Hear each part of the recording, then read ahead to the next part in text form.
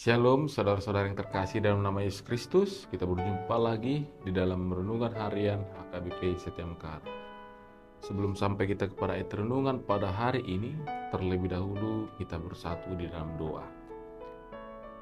Tuhan Yesus Kristus yang baik dan termulia, terpujilah Engkau Tuhan karena kasih dan berkat-Mu yang selalu melimpah kepada kami. Terlebih Tuhan, di pagi hari ini Engkau memberikan kami napas kehidupan. Tuhan, kami memohon kepadamu, di saat kami melakukan aktivitas kami sebentar lagi, Engkau yang menyertai kami. Dan juga Tuhan, kami rindu dan haus akan firman-Mu. Oleh sebab itu, bukakan hati dan pikiran kami Tuhan, agar kami dapat memahami dan juga melakukan firman-Mu di dalam kehidupan kami sehari-hari.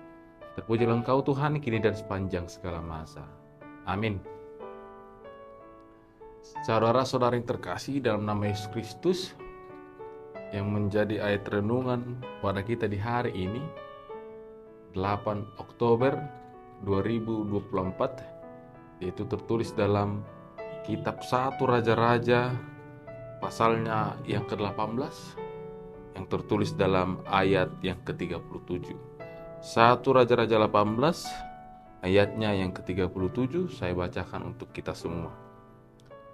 Jawablah aku ya Tuhan, jawablah aku, supaya bangsa ini mengetahui bahwa Engkaulah Allah, ya Tuhan, dan Engkaulah yang membuat hati mereka bertobat kembali. Jawablah aku ya Tuhan, jawablah aku, supaya bangsa ini mengetahui bahwa Engkau Allah, ya Tuhan, dan Engkaulah yang membuat hati mereka tobat kembali. Demikian firman Tuhan. Saudara-saudara yang terkasih dalam nama Yesus Kristus, tentu pernah kita mendengarkan atau seruan orang yang mengatakan demikian. Mintalah, maka akan diberi padamu, carilah, maka engkau akan mendapat. Dan nats ini saudaraku ingin menekankan itu, bahwa perkataan Yesus itu nyata juga dan juga memang benar-benar terjadi jikalau kita meminta kepada Tuhan. Sama halnya seperti Elia pada saat ini. Pada saat itu dia melihat ada banyak orang di tempat pelayanan dia, orang yang masih menyembah Baal dan juga menyembah Manoba keganang-ganaan. Dan dia pada saat itu berniat dan mendengar seruan Tuhan, yaitu ingin menghancurkan penyembahan korban bakaran pada saat itu. Dan di saat itu dia melihat ada banyak orang-orang yang masih menyembah Baal. Oleh sebab itu, karena dia seorang diri, dia mengingat Tuhan. Dia juga yakin akan Tuhan, bahwa Tuhan juga akan menyertai dia mengelawan semua orang-orang yang menyembah Baal pada saat itu. Dan nyata saudaraku, bisa kita lihat di ayat 38, Tuhan langsung mengabulkan apa yang diminta oleh Elia pada saat itu. Dan ini merupakan wujud dari doa orang benar, maka akan didengar Tuhan. Saudaraku, ada 2 poin yang mau dikatakan dari nats ini terkait permohonan, terkait doa kita kepada Tuhan. Mungkin kita pernah mendengar orang berdoa, dia mengatakan seperti ini, Tuhan berkati aku dalam segala aktivitasku, lindungi aku sampai selesai Tuhan segala aktivitasku di pekerjaanku ini. Ada banyak orang berdoa dan mengandalkan kepentingan dirinya sendiri secara tidak langsung itu saudaraku. Bahkan saya juga mungkin pernah melakukan itu. Bahkan Bapak Ibu sekalian, kita hanya berdoa meminta Tuhan hanya untuk ke diri kita saja. Tuhan memberkati kita, melindungi kita, agar kita bersuka cita, agar kita sehat selalu. Itu merupakan bentuk kepentingan diri sendiri. Namun dari nats ini kita lihat saudaraku, Elia memohon kepada Tuhan, dia itu bukan untuk kepentingan dia sendiri. dia itu bukan untuk kebesaran namanya sendiri, melainkan dia untuk kebesaran Tuhan. Banyak orang, Tuhan kuatkan aku. Mungkin dalam hatinya kita berpikir supaya aku terlihat baik di hadapan orang, supaya aku terlihat heroik. Namun di dalam teks ini Elia ingin mengatakan, ingin mengajarkan kita bahwa dia meminta kepada Tuhan adalah untuk kemuliaan nama Tuhan. Supaya orang-orang pada saat itu tidak lagi menyembah Baal.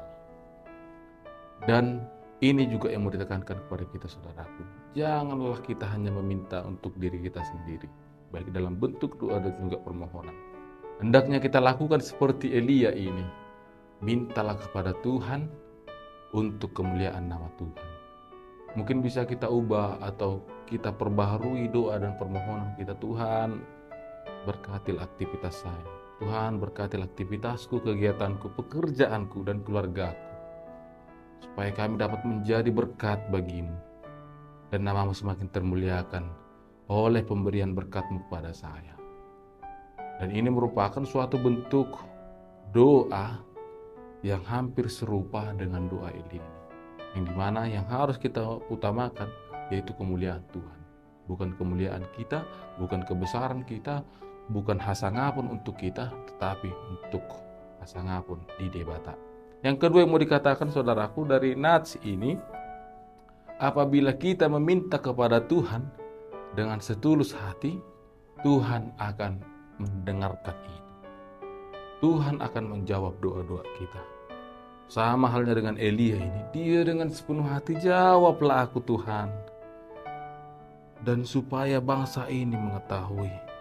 Dan juga dikatakan di ayat 36, ya Tuhan Allah Abraham, pada hari ini biarlah diketahui orang bahwa Engkaulah Allah di tengah-tengah bangsa Israel.